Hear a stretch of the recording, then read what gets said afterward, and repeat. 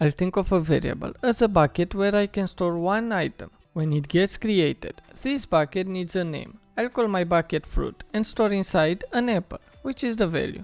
To create a variable in JavaScript, I can use one of these three keywords, var, let, or const. In this video, I'll use let. I explain var and const in other videos. Does the syntax confuse you? For sure it confused me in the beginning. I'll break down the syntax. Let is a reserved word. This is how I instruct JavaScript I want to define a variable. The equal sign is how I tell JavaScript to store the string apple inside a variable fruit. The semicolon is used to end the statement. Like in writing, I add a dot at the end of the sentence to complete it. In JavaScript, we let it know that this statement is finished. The spacing doesn't matter as long as you have at least one space between keywords. We can add as many lines or spaces as we want because JavaScript will ignore them and read the file content like it would be written in a single line without spaces between the statements. That's why it's essential to have the semicolon after each statement. Then comes the comment, which I added to describe what this line does. JavaScript ignores completely what comes after these slashes on the current line.